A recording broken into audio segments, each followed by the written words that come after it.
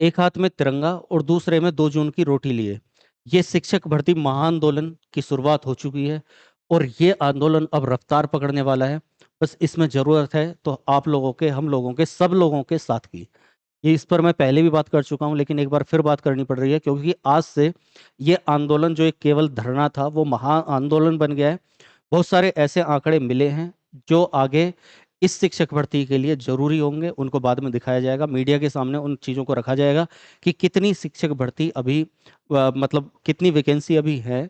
लेकिन सबसे पहले जरूरत है हम लोगों के, आप लोगों के साथ में जुड़ने की। एक जुमला है सरकार का, सबका साथ सबका विकास, तो वो केवल सरकार का जुमला नहीं बनना चाहिए, वो हम लोगों की भी कथनी होनी चाहिए, करनी होनी चाहिए। सबका साथ सबका विकास, अगर सबका साथ मिलेगा, प्रत्येक स्टूडेंट का साथ, देखो सबके साथ ये परेशानी है, आप चाहे वो पुलिस भर्ती ले लो या फिर आप टीचिंग वैकेंसी ले लो, कोई टेट ले लो, सुपर टेट ले लो, कोई भी वैकेंसी ले लो आजकल, जूनियर स्टैंड ले लो, वीडियो ले लो, कोई भी वैकेंसी ले लो, आरओ ले लो, पीसीएस ले लो, तो उत्तर प्रदेश की ये हालत बन चुकी है कि हर स्टूडेंट परेशान है। सभी को इस बात का पता है। सरकार, मैं फिर से बोल रहा हूँ, सरकार सब जगह ठीक हो सकती है, लेकिन शिक्षा और रोजगार में सरकार, बिल्कुल ही सरकार की नीतियां गलत है, ये सभी को पता होगा। शिक्षा का बेड़ा गर्क हो चुका है और रोजगार का तो सभी को पता है।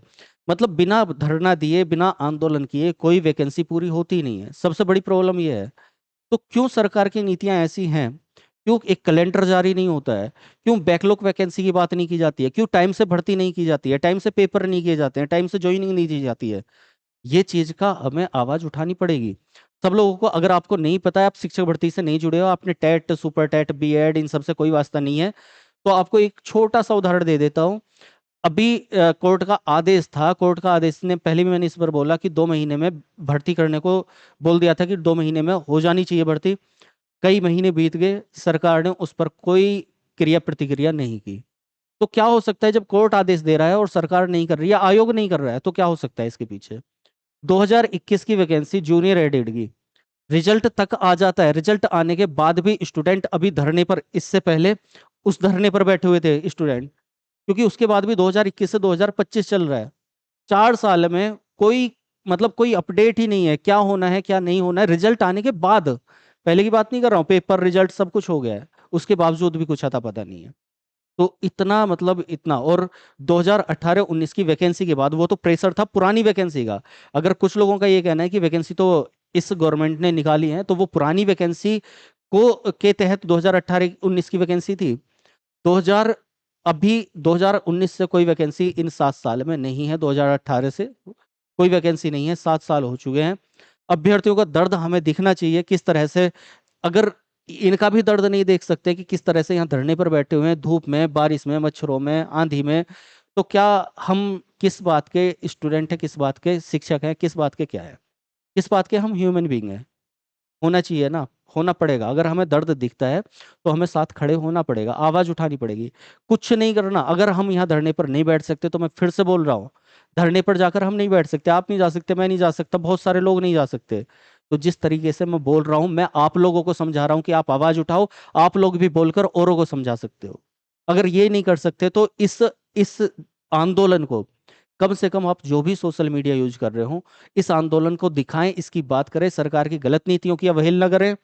आप स्टूडेंट का दर्द उस पर दिखाएं कि स्टूडेंट किस तरह से, आप भी स्टूडेंट हैं, अगर आप किस तरह से एक कोचिंग की फीस ना देकर स्टूडेंट का लाइब्रेरी में जाता है कि बस एक एक फीस चुका दूं लाइब्रेरी की, 500-600 रुपए, और उसमें बहुत सारे टीचर से अलग अलग तरीके से पढ़ लूं केवल पैसे के लिए, क्योंकि घर से उसको 1-2 हज़ार मिल रहे, 2-3 हज़ार मिल रहे, वो मांगने में भी उसको शर्म आती है। कब तक मांगेगा आदमी? 7 साल से मांग रहा है।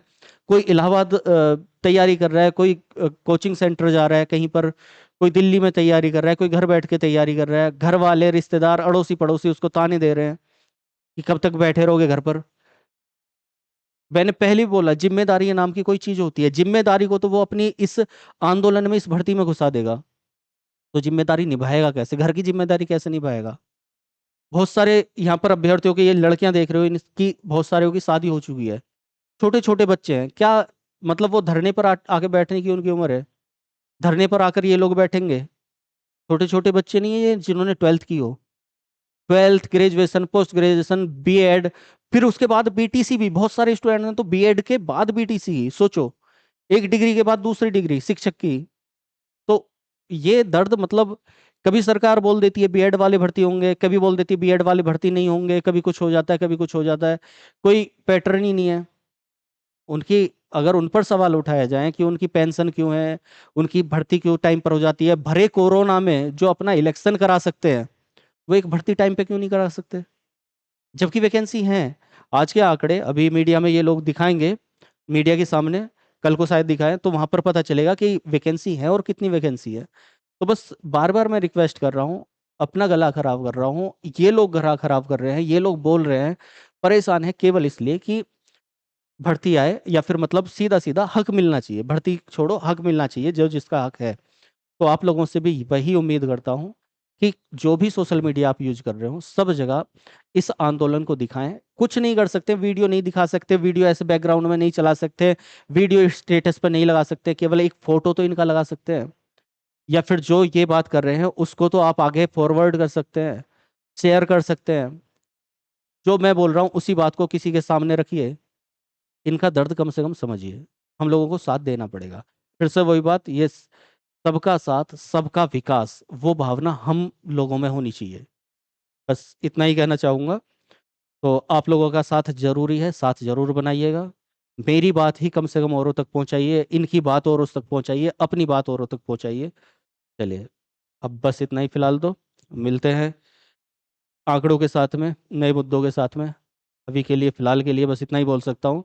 पढ़ाई जारी रखिए और साथ में इन लोगों के दर्द समझ के शेयर कीजिए। बाकी पढ़ाई क्या करनी है, कैसे, आप अगर कुछ भी तैयारी कर रहे हो तो एक बार हमारी प्लेलिस्ट चेक कर लीजिएगा आप। आपको कुछ अच्छा लग रहा है, क्लासेज कुछ अच्छी लग रही है तो आप उन्हें देखिएगा आगे। दो चार कोई भी क्लास देख के आपको अगर अच्छा लगे तो देखिएगा, नहीं अच्छी लग रही है तो आप छोड़ दीजिएगा। प्लेलिस्ट जरूर चेक कर लीजिएगा, हो सकता है आपके काम की बहुत सारी चीज़ वहाँ पर मिल जाए। धन्यवाद। जय हिंद।